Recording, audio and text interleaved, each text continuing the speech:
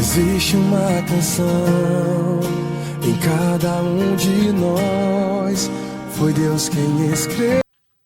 A paz do Senhor, meus queridos, mais uma vez estamos no nosso canal DBD Deus tem uma palavra para você. Hoje é a lição de número 11, estaremos dando início nesse momento que é a teologia de Eliú. Vamos estar estudando acerca da teologia de Eliú. O sofrimento é uma correção divina. O sofrimento é uma correção divina.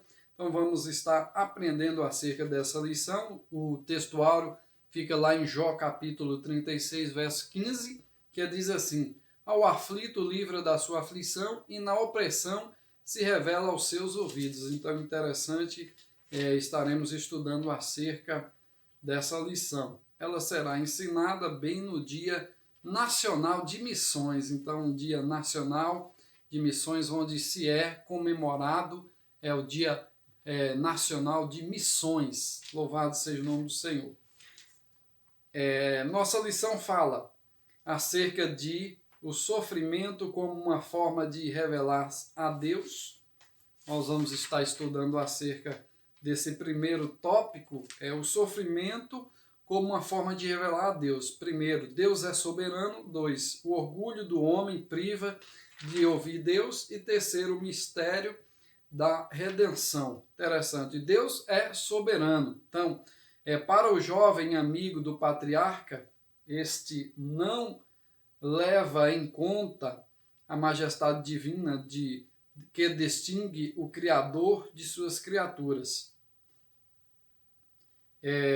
Nesse sentido, Jó havia ignorado que Deus é infinitamente maior do que o homem e não precisa explicá-lo acerca de suas ações nem de seu silêncio. Interessante. Então, nesse ponto, nós vemos aqui que Jó ele não entende acerca da soberania divina.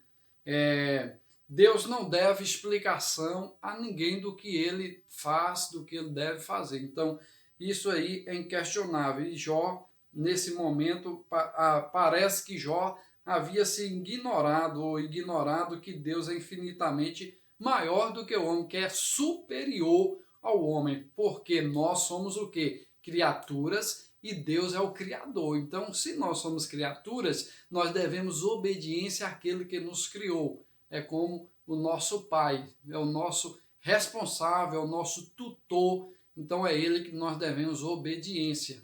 Louvado seja o nome do Senhor. 2, orgulho do homem priva de ouvir a voz de Deus. Então, o orgulho do homem priva de ouvir a voz de Deus. Então, Deus não deixa se revelar ao homem quando julga necessário.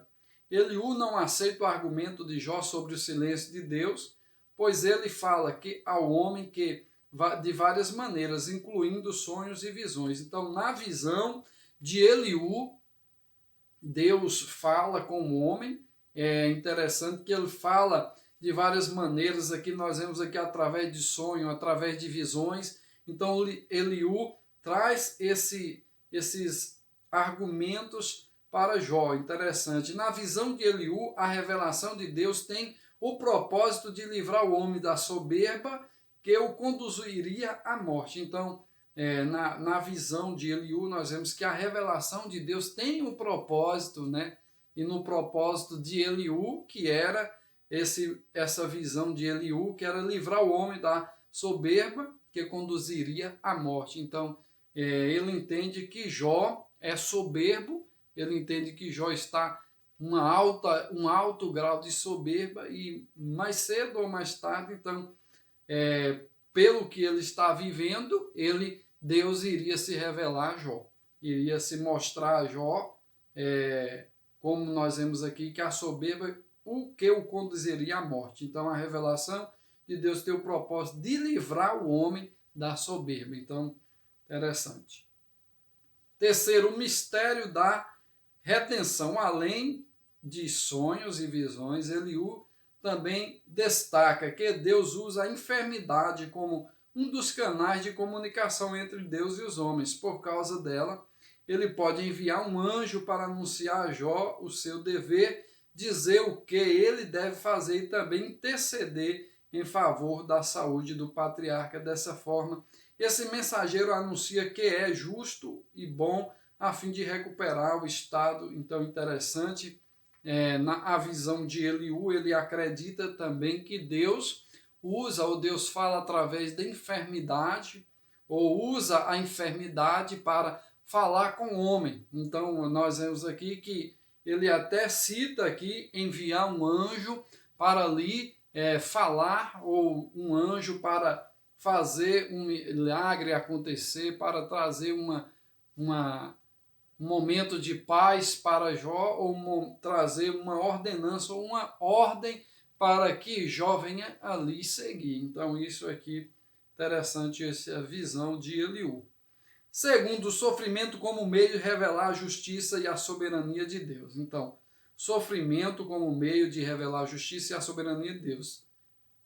Primeiro, a justiça de Deus demonstrada, o caráter justo de Deus. E terceiro, a defesa da soberania de Deus. Primeiro, a justiça de Deus demonstrada. Em sua perspectiva, os argumentos de Jó não passavam de insolência, como pode o Todo-Poderoso agir com injustiça, conforme Jó deixou subentender. Deus jamais age injustamente, por isso contraria sua própria natureza. Então, Deus jamais nos trata com injustiça. Então, Deus é justo.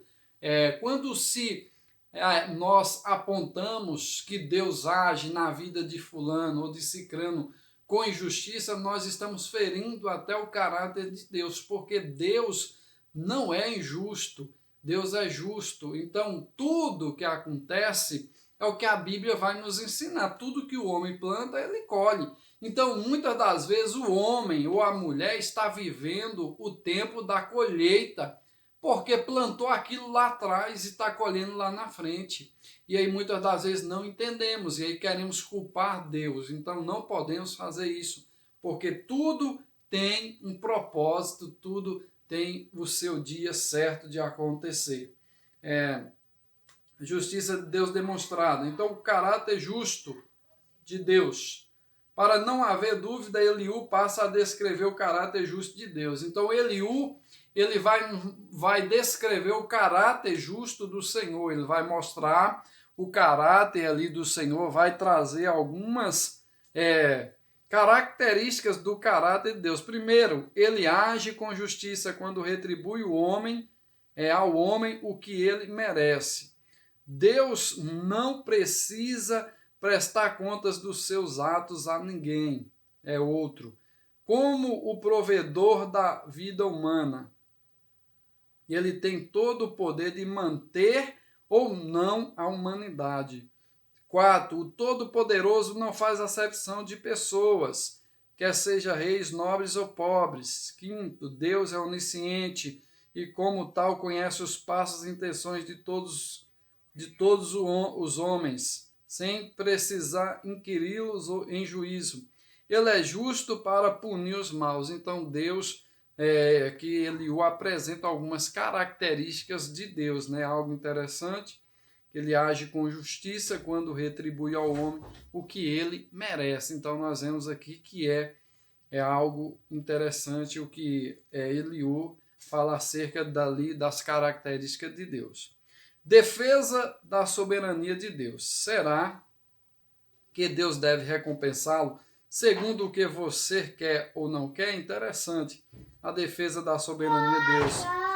Eliú encerra o capítulo mostrando a Jó que Deus, em sua soberania e livre vontade, não tem obrigação de agir segundo o querer do homem. Então, Deus não tem obrigação nenhuma de agir segundo o nosso querer. Deus age de acordo com a sua vontade, de acordo com o seu querer. Quem somos nós para exigir de Deus algo? Quem somos nós para colocar Deus na parede, como muitos são ensinados aí a pressionar Deus, colocar na parede? O Senhor tem a obrigação de fazer isso comigo, de me dar isso, de me enriquecer, de me abençoar. Então o Senhor tem essa obrigação. Não, Deus não tem obrigação nenhuma. Então, a única coisa que Deus faz e nos ensina na sua palavra é que ele morreu na cruz para nos salvar. Então, aqueles que vêm a ele, diz a Bíblia, de maneira nenhuma ele lança fora. Então, nós devemos fazer o que? Em direção a Deus, é buscar ao Senhor,